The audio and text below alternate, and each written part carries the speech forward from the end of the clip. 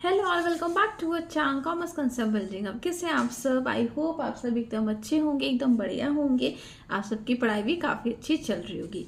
तो जैसे कि आप सब जानते हैं हमने पढ़ा था कल की क्लास में सेल्स फोर्स सेल्स प्रमोशन वाला हमने मैथड हमने कवर कर लिया था, लास्ट मैथड इस टॉपिक का।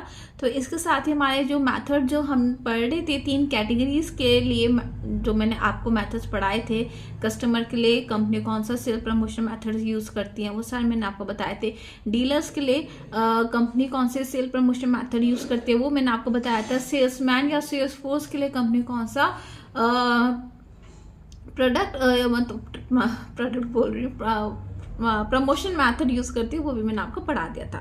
तो आज हम टॉपिक स्टार्ट कर रहे हैं एडवांटेजेस ऑफ सेल्स प्रमोशन।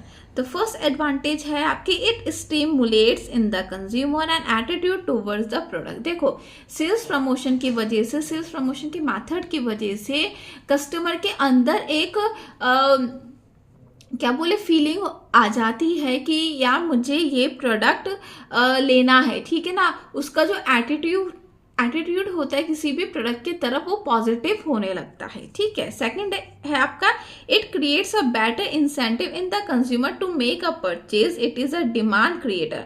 तो यहाँ पे सेल्स प्रमोशन को डिमांड क्रिएटर बोला जाता है, क्योंकि यहाँ पे सेल्स प्रमोशन के अंदर ऐसे ऐसे टेक्निक्स, ऐसे ऐसे मैथड यूज होते हैं कि कस्टमर अगर ना भी चाहता हो कि मैं प्रोडक्ट लूँ तो वो मजबूर हो जाता है प्रोडक्ट को खरीदने में। देखो यहाँ पे वन लाइन में इस चीज को यहाँ पे एक्सप्लेन कर रखा है, क्योंकि मैंने आपको मैथड्स में सारी चीजें मैं आपको समझा चुकी हूँ, किस तरह से कस्टमर अट्रैक्ट होता है, क्या वो करता है, क्या कंपनी करती है, ठीक है।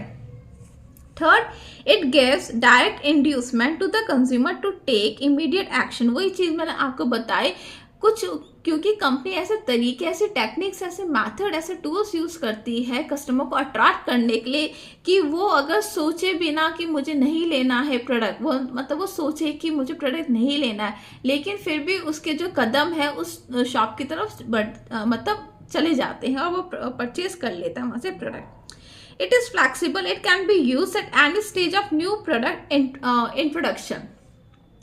आप जो प्रोडक्ट लाइफ साइकिल मैंने आपको पहले चैप्टर पढ़ा रखा है, इससे बहुत पहले मैंने आपको पढ़ाया था मार्केटिंग में चैप्टर।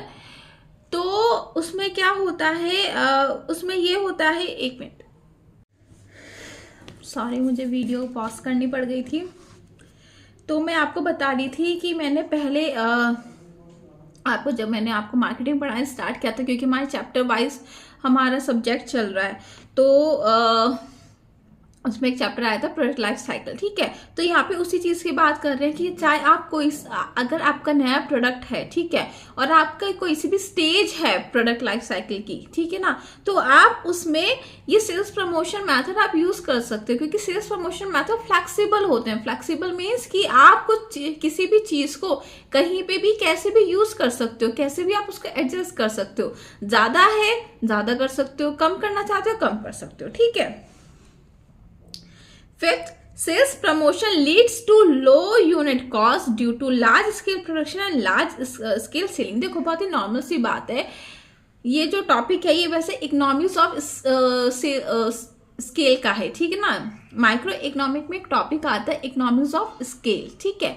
तो यहाँ पे ये लोग क्या कहना चाह रहे हैं, इन लोगों का कहना ये है कि जब आप सेल्स प्रमोशन मैथड आप यूज करते हैं, ठीक है, तो ज्यादा डिमांड आपकी प्रोडक्ट की होती है मार्केट में, ठीक है, नॉर्मल सी बात है। तो जब ज्यादा डिमांड होगी प्रोडक्ट की आपकी मार्केट में, तो आपको ज्यादा चीजें बनानी पड़ेंगी, ज्यादा क्वांटिटी में आपको बनानी पड़ेगी, क्योंकि कस्टमर बहुत सारे हैं जो कि आपके प्रोडक्ट को डिमांड कर रहे हैं। तो उस वजह से क्या होता है, इकोनॉमिक्स ऑफ स्केल क्या कहता है कि अगर आप ज्यादा प्रोडक्शन करते हैं, ज्यादा प्रोडक्शन करने के लिए आप ज्यादा रॉ मटेरियल भी लेके आओगे, तो जो आप रॉ मटेरियल लाते हो या जो आप ज्यादा प्रोडक्शन करने में जितना भी आपका खर्चा लगता है वो कम होता है, मतलब वो खर्चा आप अगर देखें वो खर्चा कम आता है एज कंपेयर कि अगर आप कम क्वांटिटी में सामान प्रोड्यूस कर रहे हो। तो मतलब अगर आप कम सामान बना रहे हो तो उसमें ज़्यादा खर्चा आएगा, लेकिन जहाँ पे आप ज़्यादा सामान बना रहे हो वहाँ पे आपका कम खर्चा आता है। क्यों? क्योंकि आप आप थोक में बोल रही हूँ, आप बल्क में सामान लेके आते हो, मीन्स आप रॉ मटेरियल वगैरह बल्क में लेके आते हो अपने सप्लायर से, जिस वजह से सप्लायर्स आपको डिस्काउंट बढ़ा देता है, ठीक है। तो इसी वजह से जब आपको ज़्यादा सामान की प्रोडक्शन करते हो तो उसका जो खर्चा होता है वो कम होता है। और ये किस वजह से पॉसिबल है, ये किस वजह से यहाँ पे पॉसिबल हो रहा है? सेल्स प्रमोशन मेथड की वजह से। क्योंकि सेल्स प्रमोशन मेथड्स की वजह से आपको ज़्यादा ऑर्डर मिल रहे हैं, ज़्यादा ऑर्डर मिल रहे हैं तो आप क्या कर पा रहे हो?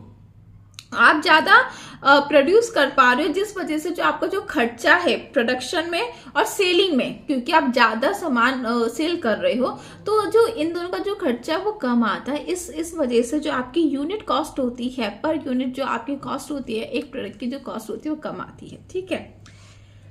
Last is it is an effective supporter of sales, it helps the salesman and make his effort more. देखो, हमने सेल्समैन सेल्स प्रमोशन में भी ये चीज़ पढ़ी थी, हमने डीलर्स में भी वही चीज़ पढ़ी थी कि जो सेल्स प्रमोशन मेथड्स होते हैं वो आधे से ज़्यादा काम बचा देते हैं, आधे से ज़्यादा वो मेहनत मतलब बचा लेते हैं सेल्समैन की और डीलर्स की, ठीक है ना। और वो कैसे बचाते हैं वो हमने मेथड्स में पढ़ रखा है।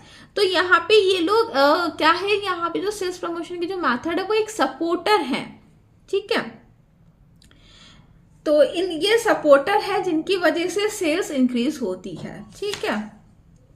तो एडवांटेजेस बस इतनी है, कल को हम स्टार्ट करेंगे लिमिटेशंस ऑफ सेल्स प्रमोशन। तो बस आज की क्लास में इतना ही। तो अगर इस टॉपिक में कोई भी डाउट या कंफ्यूजन है तो आप आराम से कमेंट सेक्शन में मुझसे पूछ सकते हैं। तो फिर अब हम मिलेंगे कल की क्लास में, तब तक के लिए बाय।